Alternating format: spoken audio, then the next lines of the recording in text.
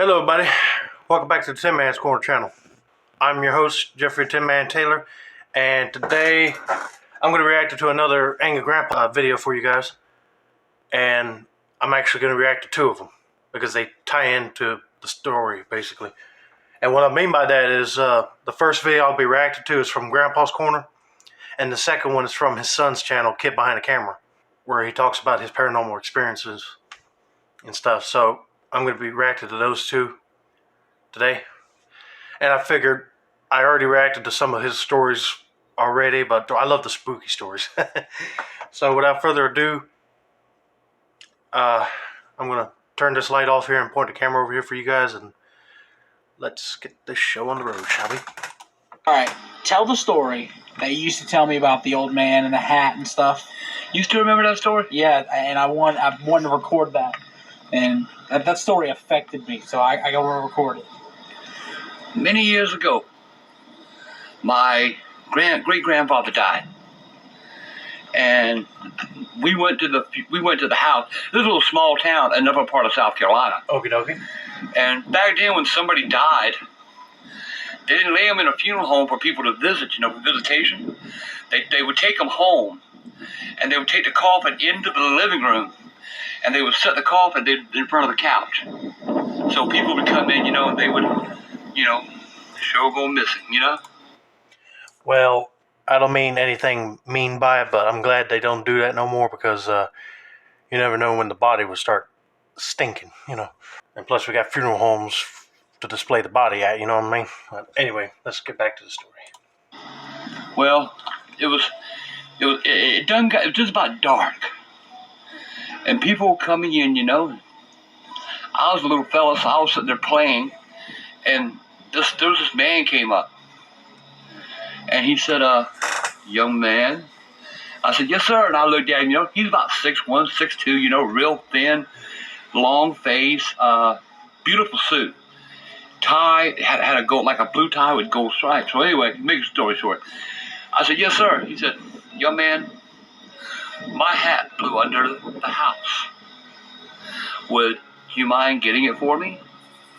And I was clean, but I felt kind of bad for him losing his hat, an old man like that. Yeah, I would feel bad too if an older person lost something of theirs. I'd be like, yes, sir, I'll go get it.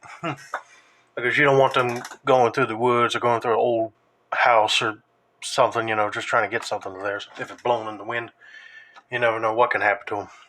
He must have been about 70, somewhere along in there. Jeez. So I said, yes, sir, I'll get it for you. So I climbed my little butt down the stairs, scoot up under the house, and come back out, and there he is. I handed him his hat. He said, thank you, young man. And he hung his hand out, and when he did, he dropped a silver dollar in my hand. Oh. And I said, wow, $1. So I go in the house, and I'm flipping that silver dollar, and I'm, That's cool he gave you that, but I wouldn't take nothing for helping out somebody, you know what I mean? If you help out somebody, don't charge them for nothing, Or don't accept money from them. My dad says, where'd you get that money? I said, man lost his hat under the house and asked me if I'd get it for him, so he gave me $1. My dad said, no, you're not taking nobody's money.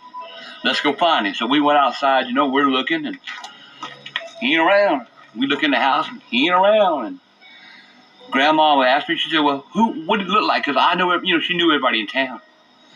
And I told her, I said, he was about 6'1", 6'2", real thin, had a long face, and beautiful blue suit. My grandma just grabbed her mouth and went, and didn't say a word. And my mom said, Grandma, what's wrong? What? She said, I, and she went on about her business. Oh, she knew him.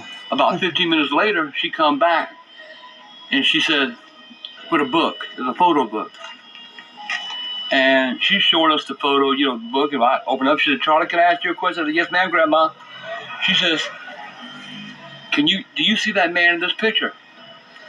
And I'm looking at him, and I flipped the page, and there he was. There he is, Grandma. That's the man that gave me the $1. God. Whoa. I'll be spooked too. Grandma hugged me. She said, Charlie, that's old Mr. Jones. He's been dead for 10 years. 10 years? And he was buried in that blue suit and that tie. Should have saved that dollar. And I just want to point out real quick, but that I would rock a blue suit as well. Since, you know, blue's my favorite color, and that guy had some class. Anyway, let's continue the video. He came. He said goodbye to my grandfather, and his spirit disappeared. And I never saw the old man again. I forgot to mention in the intro that I was reacting to Man in the Blue Suit, but there you go. There's my reaction to it. Woo! Yeah, I would be creeped out too if I found out somebody that handed me something was dead for 10 years or more, you know what I mean? And I didn't know about it.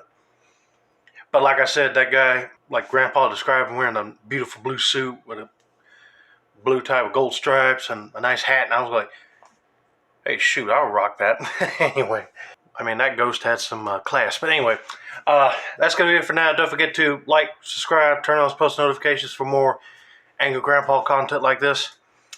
This has been another successful installment of the Tin Man's Corner channel. I'm your host, Jeffrey Tin Man Taylor. I say that's a wrap, and the next video I'm going to be reacting to is on Kid Behind the Cameras channel, Grandpa's Paranormal Experience. So I'm going to get to that one now. And have a nice day, buddy.